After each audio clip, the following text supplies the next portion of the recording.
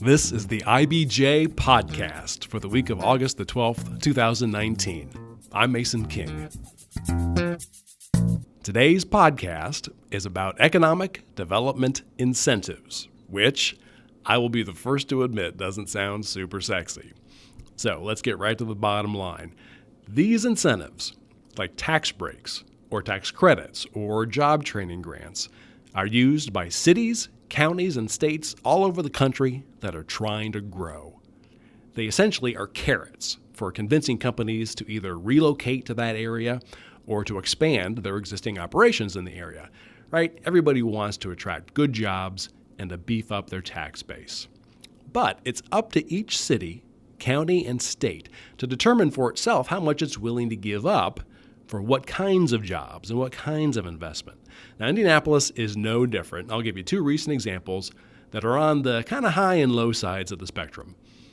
Earlier this year, Allison Transmission, the locally based public company, was awarded tax breaks on a $34.5 million project to create a vehicle testing facility by its headquarters on the city's northeast side that would create 193 jobs. Over 10 years, it will save $2.7 million on the taxes for the project's real estate and the equipment needed inside. Example number two. In early 2018, the manufacturer Brehub Corp., a family-owned company that has operated in Indianapolis since 1953, received a tax abatement from the city that would save it about $133,000 over 6 years. It planned to invest $3 million in renovating its headquarters on South Meridian Street and hire 24 workers. Now, generally speaking, the criteria for these incentives have been focused on the jobs that would be created. But Indianapolis is planning a significant shift in philosophy that will take effect at the first of the year. And here's the gist. The city wants to use these incentives to leverage broader benefits for more of the community, and in particular, people in places that are struggling to improve their lots. Incentives would apply only to jobs that pay at least $18 an hour, for example. City officials plan to hold companies that receive incentives accountable for addressing various needs of their employees, such as healthcare benefits and access to transit and training and childcare or social services. They also want to reward companies that reduce racial, income, and hiring disparities or that locate in a distressed neighborhood. With me in the studio to unpack all of this is Ian Nicolini, the Vice President of Develop Indy. What is Develop Indy? We'll get to that in a second. Ian, thanks so much for joining us. Thanks for having me, Mason. Sure. Before we dig into this, just do me a favor, very succinctly, as best you can, boil down the basic premise behind this change of strategy. What is it supposed to do? The city has a whole host of resources that it can use to attract and retain businesses. What this strategy focuses on doing is making sure that those resources are deployed to achieve inclusive outcomes focused on economic mobility and job access. Inclusive is a word that we hear a lot, and I think a lot of people kind of, their eyes glaze over. What do we mean by inclusive? It means addressing persistent racial barriers, spatial barriers, so the mismatch between where employers are and where people live. If you look at the central Indiana region, we're 220th out of 274 cities in racial inclusion. And so if we're not focusing the resources and tools that we have on bridging those kinds of gaps and creating opportunities to access jobs and move economically upward, we're missing an opportunity. By tools, we mean these economic incentives. You can think about training grants, tax incentives. There's a whole host of tools. This strategy really focuses on tax abatements and training grants primarily. What is Develop Indy? What does it have to do with the city's tax incentive strategy? In Indiana, economic development organizations are organized by county, and they're called Local Economic Development Organizations, or LEDOs for short. Develop Indy is the LEDO for Marion County. We're responsible for business attraction, business expansion, business retention. So our job is to market Indianapolis to the larger community, coordinate with existing plans and city departments, but really, more importantly, it's taking the lead of the city and the values that it espouses and makes that part of an economic development plan in Indianapolis. So I'm going to try to give folks here an example, and you tell me how this works. Let's say that I have a skateboard company, and I've developed this amazing skateboard that has airbags that deploy. so they'll keep me from falling down. I want to build a $3 million manufacturing facility. I'm going to spend probably $8 million on equipment for my 3 production lines. And I probably think that I'm going to be able to hire maybe like 40 people over, the next 3 years. And I'd like to stay in Indianapolis, but, I don't know if it makes the most economic sense. I go to Develop Indy and say, hey, can you guys help me out here? What's our conversation like? What happened? It depends on if this is, in your case with the skateboards, again, it's a fantastic idea, by the way. In focusing on an existing business, it's really trying to connect them with resources that are here. Now, as they're looking to grow or make those investments, as you said, in plant and equipment, depending on the size of that investment, the location, where their workforce is coming from, and the impact that they have in the community, we'll evaluate that and recommend to the city if they're eligible for incentives and what that could look like. Because competing for jobs that are already here is a really important component of economic development. 72% of job growth comes from 1% of companies. And so it's really important that you retain your job generators in a community. So for this example, from the city's perspective, it's possible I could get a tax abatement or a tax break on that $3 million facility, on the property taxes for that, but also on the taxes that would be assessed for the equipment that I was buying. And just to be really clear, why does the city of Indianapolis offer economic development incentives? Because, of course, there are people out there that are like, why is the city getting involved in this? Why is the city picking, as they say, winners and losers? Why don't we just let the market do its job? I think it's an important question, and I think it's one that each community and each policymaker has to grapple with. In Indianapolis, we wanted to analyze this. We worked with the Brookings Institution on an analysis of the use of public incentives, and one of the findings was that for every dollar of subsidy that went into a project, you saw between $19 and $29 of investment, of private investment, take place as a result. But increasingly, I think that just simply leveraging incentives for the creation of jobs without any other considerations, just the volume game that has been traditional economic development, I think that model doesn't hold up as well in 2019. I think that the importance of connecting to workforce pipelines, being able to attract high quality talent, to be able to develop high quality talent, and those pipelines are, the human capital aspect of this work is so much more important. 3 years ago, we would talk to a company, like in your skateboard example, and they would ask us, tell us about what our business costs will be. Now it's, where are up-and-coming neighborhoods? Where can we get a good craft beer? Tell us about your music scene. And all of that relates to the notion that talent is what's driving economic development, and what will continue to drive it is as we look at a future that doesn't have the level of industry that we've had in generations past. The importance of talent and human capital just is that much more concentrated. So what is now the difference between the current strategy for awarding incentives and what is being planned for next year? What's the change? I think the most important thing is that we're using incentives to signal a set of values. We convened a lot of stakeholders in the community, great community partners that are not often thought of as traditional economic development partners, but serve such an important role in economic development. And what those stakeholders and that steering committee and all of these test audiences came back with said that we had to focus on addressing persistent racial and spatial barriers in how we develop our economy, that we should leverage incentives for broader community impact, creating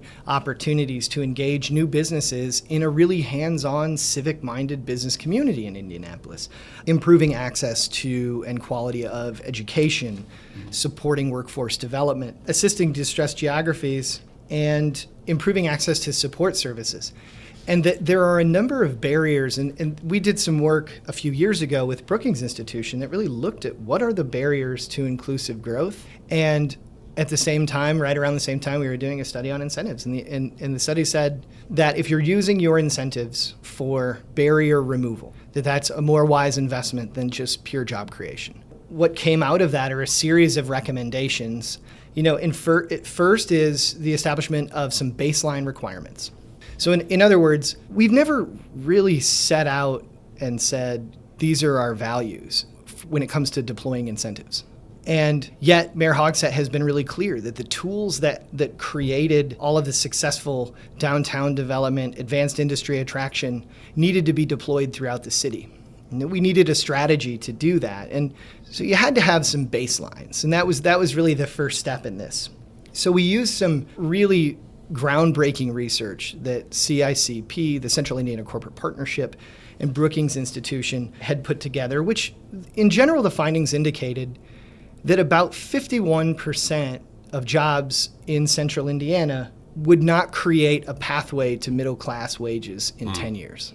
And that if we didn't create 120,000 good or promising jobs, and you could think about those as either currently earning a middle-class wage and benefits or could get there in a 10-year period, that we had to create 120,000 of those, and that would take more than 70% of struggling workers out of that struggling status. And when you look at that, wage is really important, as are benefits. And so for projects that are simple, competitive job creation projects, for companies like your skateboard example, they're eligible for incentives if they're for all of their jobs that pay $18 an hour or more. Oh, okay. So there's a baseline salary for jobs that would be for new jobs to be counted for the purposes of evaluating a project for incentives would need to pay $18 an hour plus benefits. Which is there currently a requirement for that under this old way? Like I recall a few distribution centers here and there that probably would pay like 14 that have received, I think, tax incentives. Just about 90% of our projects over the last 4 years have had wages north of $18 an hour. Okay, quite a bit. So quite a few. But at the same time, there are still instances where $18 might be high for an entry-level position. And so, but there's other programs and other incentives and workforce partnerships that exist that can help bridge that gap. What we're saying is, if we're competing for a project and we're going to recommend that the city's going to put its resources into it, that wage floor be in place, unless it's accomplishing a goal that another program or policy already has established. Okay. And that also means that it has to have a demonstrated positive ROI. Return on investment. Thank you. And the fourth dimension would be that there are these community impact metrics. The second major change that we made focuses on how companies can better support their workforce with incentives. And I think the baseline wage requirements, got a lot of attention. But the workforce support components of incentives were really important to us and something that really resonated with our stakeholders. And this is the notion that companies would use a percentage of their future savings from a tax abatement to support their employees' transit needs, childcare needs, and training needs. The third is to modify the criteria that's used to evaluate an incentive. If you think about traditional economic development, it's about jobs and capital investment. It's fairly simple. It's more complicated than that, but that's its essence. What we're saying is we should focus on capital investments, but if capital is an outsized influence in how we weight a score, then a small business or an office user or somebody who's just moving into a space that's ready to go could be penalized, and yet the job impact could be just as high, if not higher. And when you say capital investment, you mean, for example, like buying equipment for a skateboard company? Exactly. If you had to buy equipment to construct the next generation airbag-equipped skateboard, then or your physical investment, so you're building. Hey, let's take a quick break to hear from our sponsor. This is the IBJ Podcast. The IBJ Podcast is sponsored by Krieg DeVault, a trusted and dynamic law firm representing a wide variety of local, regional, and national clients. Committed to each other and to every client, Krieg DeVault prides itself on integrity, professionalism, respect, and excellence. Financial institutions, global manufacturers, national healthcare providers, and successful organizations of all sizes and market focus rely on Krieg DeVault to create innovative and successful business solutions. Connect today at www.kriegdevault.com.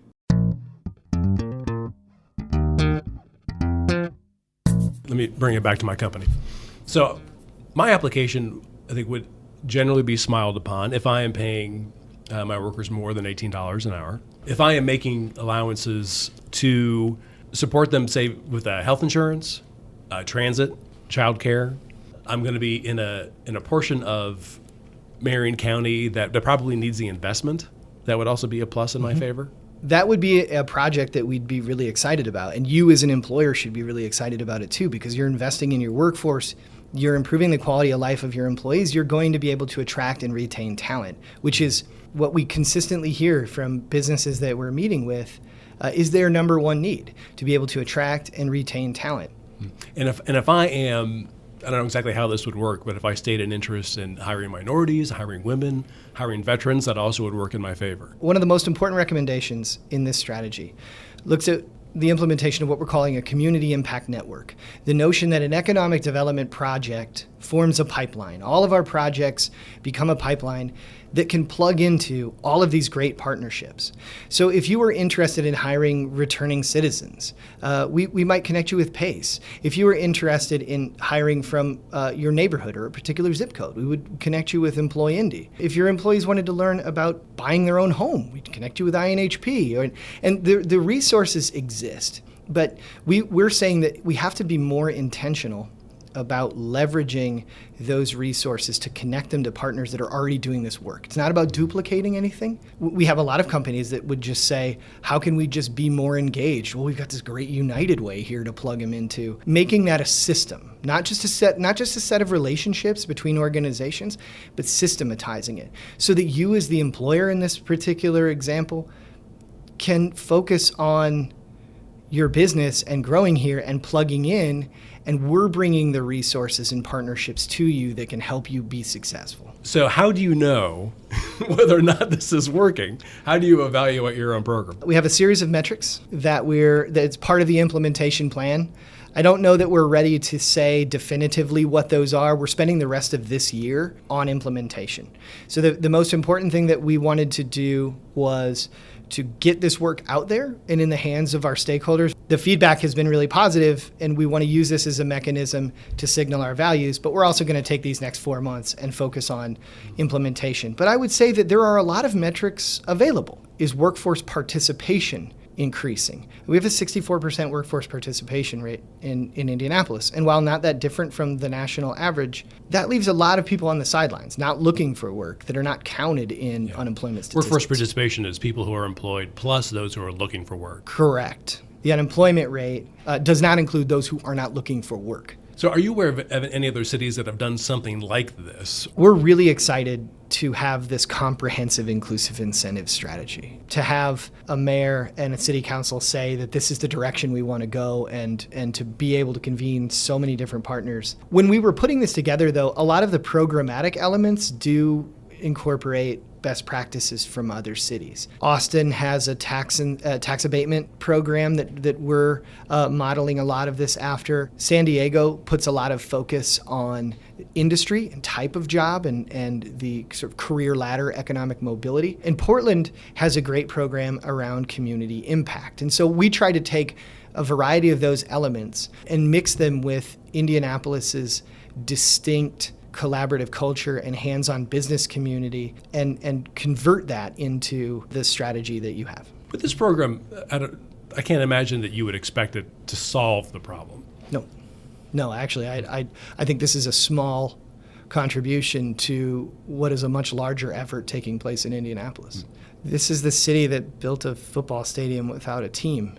You know, if we put our minds to something, this hands-on business community, this world-class philanthropic community, and some of the best people come together and can make it a reality. And I think that if we say that making a more inclusive, accessible city is the direction that we're going to go, I think that you're already starting to see a lot of momentum. What we're saying is, if you're going to incent that behavior, if you want to go like Adam Smith, rational economics on them, this is a great way to do it. These are some useful strategies. But that's one piece of a much larger puzzle that you're already starting to see come into focus. Okay, well, how about this? Let's check back in a year. I'd love to. Will you know, like within a year, of a better sense of how this is working? I think in a year we'll be able to point to projects that we've worked on. You know, we're already starting to hear from site consultants and companies saying, this is great. This is a strategy. We now know what to expect. This tells us why Indianapolis and the types of projects that matter to you. All right, well, let's do it. Awesome. I will see you in a year. Thanks, sir. My thanks again to Ian Nicolini. And before you get on with the rest of your week, I want to draw your attention to a few of the stories in this week's IBJ. John Russell takes a close look at Indianapolis Power and Light's electricity rates. 10 years ago, they were the cheapest among the top 20 largest cities in America, but the utility has raised them 57% over the past decade and is gearing up to raise them again. Also in this week's paper, Anthony Shutley examines the possible repercussions of the proposed acquisition of Indianapolis Star owner Gannett by New York-based Gatehouse Media. Gatehouse would become the largest newspaper chain in the country, and many media industry observers fear that it will try to find cost savings by cutting positions in Gannett newsrooms. And Lindsay Erdoty explains the seemingly counterintuitive merger of Planned Parenthood of Indiana and Kentucky and a Planned Parenthood affiliate in the Pacific Northwest and Hawaiian Islands. The combination is meant to share the Western chapter's resources with a Midwestern affiliate. Again, you can find these stories in the latest issue of IBJ, which you, of course, have delivered to your home or office, and online at ibj.com. And remember to have full and unfettered access to all of IBJ's award-winning business content. Just hit the subscribe button. Thanks again for making time for the IBJ podcast, which is edited by Leslie Weidenbenner. I'm Mason King, and we'll be back again next week.